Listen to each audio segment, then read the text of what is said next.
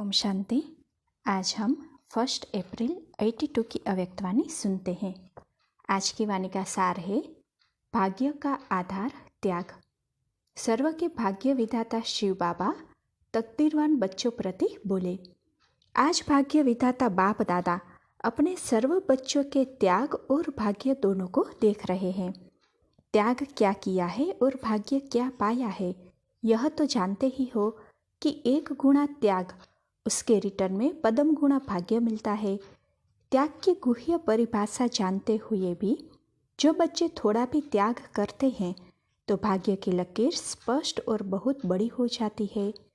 त्याग की भी भिन्न भिन्न स्टेज है। वैसे तो ब्रह्मा कुमार व ब्रह्मा कुमारी बने तो यह भी त्याग का भाग्य ब्राह्मण जीवन मिली। इस हिसाब से जैसे ब्राह्मण सभी कहलाते हो, वैसे त्याग करने वाली आत्मा भी सब हो गए। लेकिन त्याग में भी नंबर है, इसलिए भाग्य पाने में भी नंबर है। ब्रह्मा कुमार व ब्रह्मा कुमारी तो सब कहलाते हो, लेकिन ब्रह्मा कुमार कुमारियों में से ही कोई माला का नंबर 1 दाना बना, कोई लास्ट दाना बना, लेकिन है दोनों ही ब्रह्मा कुमार कुमारी। शूद्र जीवन सबने त्याग दी, फिर भी नंबर 1 और लास्ट का अंतर क्यों? चाहे प्रवृत्ति में रह ट्रस्टी बन चल रहे हो, चाहे प्रवृत्ति से निवृत्त हो, सेवाधारी बन सदा सेवा केंद्र पर रहते हुए हो, लेकिन दोनों ही प्रकार की ब्राह्मण आत्माएं, चाहे ट्रस्टी चाहे सेवाधारी, दोनों ही नाम ही एक ब्रह्मा कुमार कुमारी कहलाते हो। सरनेम दोनों का एक ही है, लेकिन दोनों का त्याग के आधार पर भाग्य बना हुआ है। ऐसे नहीं कह सकते कि सेवाधारी बन सेवा केंद्र पर रहना यही श्रेष्ठ त्याग व भाग्य है। ट्रस्टी आत्माएं भी त्याग वृत्ति द्वारा माला में अच्छा नंबर ले सकती है, लेकिन सच्चे और साफ दिल वाला ट्रस्टी हो। भाग्य प्राप्त करने का दोनों को अधिकार है, लेकिन श्रेष्ठ भाग्य की लकीर खींचने का आधार है श्रेष्ठ संकल्प और श्रेष्ठ कर्म। चाहे ट्रस्टी आत्मा हो चाहे सेवाधारी आत्मा हो, दोनों इसी आधार द्वारा नंबर ले सकते हैं। दोनों को फुल अथॉरिटी है भाग्य बनाने की। जो बनाने चाहे, जितना बनाना चाहे बना सकते हैं। संगम युग पर वरदाता द्वारा ड्रामा अनुसार समय को वरदान मिला हुआ है। जो चाहे वह श्रेष्ठ भाग्यवान बन सकता है। ब्रह्मा कुमार कुमारी बनना अर्थात जन्म से भाग्य ले ही आते हो। जन्मते ही भाग्य का सितारा सर्व के मस्तक पर चमकता हुआ है। यह तो जन्मसिद्ध अधिकार हो गया। ब्राह्मण माना ही भाग्यवान, लेकिन प्राप्त हुए जन्मसिद्ध अधिकार को व चमकते हुए भाग्य के सितारे को कहाँ तक आगे बढ़ाते, कितना श्रेष्ठ बनाते जाते हैं, वह हर एक के पुरुषार्थ पर है। मिले हुए भाग्य के अधिकार को जीवन में धारण कर कर्म में लाना, अर्थात मिली हुई बाप की प्रॉपर्टी को कमाई द्वारा बढ़ाते रहना व खाके खत्म कर देना, वह हर एक के ऊपर है। जन्मते ही बाप दादा सबको एक जैसा श्रेष्ठ भाग्यवान भव का वरदान कहो व भाग्य की प्रॉपर्टी कहो, एक जैसे ही देते हैं। सब बच्चों को एक जैसा ही टाइटल देते हैं। सिक्किलते बच्चे, लाडले बच्चे।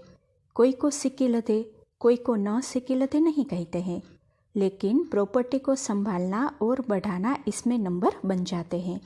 ऐसे नहीं कि सेवाधारियों को 10 पदम देते और ट्रस्टियों को 2 पदम देते हैं। सबको पद्मा पदम पति कहते हैं, लेकिन भाग्य रूपी खजाने को संभालना अर्थात स्व में धारण करना और भाग्य के खजाने को बढ़ाना अर्थात मन वाणी कर्म द्वारा सेवा में लगाना, इसमें नंबर बन जाते हैं। सेवाधारी भी सब हो, धारणा मूर्त भी सब हो, परंतु धारणा स्वरूप में नंबरवार हो। कोई संपूर्ण संपन्न बने हैं, कोई गुण मूर्त संपन्न बने हैं, कोई सदा धारणा स्वरूप है, कोई कभी धारणा स्वरूप कभी डगमग स्वरूप। एक गुण को धारण करेंगे तो दूसरा समय पर कर्तव्य में ला नहीं सकेंगे। जैसे एक ही समय पर सहन शक्ति भी चाहिए और साथ साथ समाने की शक्ति भी चाहिए। अगर एक शक्ति व एक सहनशीलता के गुण को धारण कर लेंगे और समाने की शक्ति व गुण को साथ साथ यूज नहीं कर सकेंगे और कहेंगे कि इतना सहन तो किया ना, यह कोई कम किया क्या? यह भी मुझे मालूम है मैंने कितना सहन किया, लेकिन सहन करने के बाद अगर समाया नहीं, समाने की शक्ति को यूज नहीं किया तो क्या होगा? यहाँ वहाँ वर्णन होगा। इसने यह किया, मैंने यह किया, तो सहन किया, यह कमाल जरूर की, लेकिन कमाल का वर्णन कर कमाल को धमाल में चेंज कर दिया। क्योंकि वर्णन करने से एक तो देह अभिमान और दूसरा परचिंतन दोनों ही स्वरूप कर्म में आ जाते हैं। इसी प्रकार से एक गुण को धारण किया, दूसरे को नहीं किया, तो जो धारण स्वरूप होना चाहिए वह नहीं बन पाते। इस कारण मिले हुए खजाने को सदा धारण नहीं कर सकते, अर्थात संभाल नहीं सकते। संभालना नहीं अर्थात गवा दिया ना। कोई संभालता है, कोई गवा देता है, नंबर तो होंगे ही ना। ऐसे सेवा में लगाना अर्थात भाग्य की प्रॉपर्टी को बढ़ाना। इसमें भी सेवा तो सभी करते ही हो, लेकिन सच्चे दिल से लगन से सेवा करना, सेवाधारी बन करके सेवा करना, इसमें अंतर भी हो जाता है। कोई सच्चे दिल से सेवा करते हैं और कोई दिमाग के आधार पर सेवा करते हैं। अंतर तो होगा ना। दिमाग तेज है, पॉइंट्स बहुत है, उसके आधार पर सेवा करना और सच्चे दिल से सेवा करना, इसमें रात दिन का अंतर है। दिल से सेवा करने वाला दिलाराम का बनाएगा और दिमाग द्वारा सेवा करने वाला सिर्फ बोलना और बुलवाना सिखाएगा। यह मनन करता, वह वर्णन करता। एक है सेवाधारी बन सेवा करने वाले और दूसरे है नामधारी बनने के लिए सेवा करने वाले। फर्क हो गया ना। सच्चे सेवाधारी जिन आत्माओं की सेवा करेंगे उन्हों को प्राप्ति के प्रत्यक्ष फल का अनुभव कराएंगे। नामधारी बनने वाले सेवाधारी उसी समय नामाचार को पाएंगे। बहुत अच्छा सुनाया, बहुत अच्छा बोला, लेकिन प्राप्ति के फल की अनुभूति नहीं करा सकेंगे। तो अंतर हो गया ना। ऐसे एक है लगन से सेवा करना, एक है ड्यूटी के प्रमाण सेवा करना। लगन वाले हर आत्मा के लगन लगाने के बिना रह नहीं सकेंगे। ड्यूटी वाला अपना काम पूरा कर लेगा, सप्ताह कोर्स करा लेगा, योग शिविर भी करा लेगा, धारणा शिविर भी करा लेगा, मुरली सुनाने तक भी पहुंचा देगा, लेकिन आत्मा की लगन लग जाए इसकी जिम्मेवारी अपनी नहीं समझेंगे। कोर्स के ऊपर कोर्स करा लेंगे, लेकिन आत्मा में फोर्स नहीं भर सकेंगे और सोचेंगे मैंने बहुत मेहनत कर ली। लेकिन यह नियम है कि सेवा की लगन वाला ही लगन लगा सकता है। तो अंतर समझा? यह है मिली हुई प्रॉपर्टी को बढ़ाना। इस कारण जितना संभालते हैं, जितना बढ़ाते हैं, उतना नंबर आगे लेते हैं। भाग्य विधाता ने भाग्य सबको एक जैसा बांटा, लेकिन कोई कमाने वाले कोई गंवाने वाले बन जाते, कोई खा के खत्म करने वाले बन जाते। इसलिए दो प्रकार की माला बन गई है और माला में भी नंबर बन गए हैं। समझा नंबर क्यों बने? तो बाप दादा त्याग के भाग्य को देख रहे थे।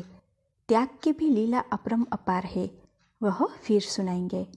अच्छा, ऐसे श्रेष्ठ तकदीरवान, सदा श्रेष्ठ संकल्प और श्रेष्ठ कर्म द्वारा भाग्य की लकीर बढ़ाते रहने वाले, सदा सच्चे सेवाधारी, सदा सर्व गुणों सर्व शक्तियों को जीवन में लगाने वाले, हर आत्मा को प्रत्यक्ष फल अर्थात प्राप्ति स्वरूप बनाने वाले, ऐसे श्रेष्ठ त्यागी और श्रेष्ठ भागी, सदा बाप द्वारा मिले हुए अधिकार को, खजाने को संभालने और बढ़ाने वाले, ऐसे धारणा स्वरूप सदा सेवाधारी बच्चों को बाप दादा का याद प्यार और नमस्ते। पार्टियों के साथ मुलाकात। ब्राह्मण सो फरिश्ता और फरिश्ता सो देवता, यह लक्ष्य सदा स्मृति में रखो। सभी अपने को ब्राह्मण सो फरिश्ता समझते हो। अभी ब्राह्मण हैं और ब्राह्मण से फरिश्ता बनने वाले हैं, फिर फरिश्ता सो देवता बनेंगे। यह याद रहता है। फरिश्ता बनना अर्थात साकार शरीरधारी होते हुए लाइट रूप में रहना, अर्थात सदा बुद्धि द्वारा ऊपर की स्टेज पर रहना। फरिश्ते के पांव धरती पर नहीं रहते, ऊपर कैसे रहेंगे? बुद्धि द्वारा। बुद्धि रूपी पांव सदा ऊंची स्टेज पर। ऐसे फरिश्ते बन रहे हो या बन गए हो।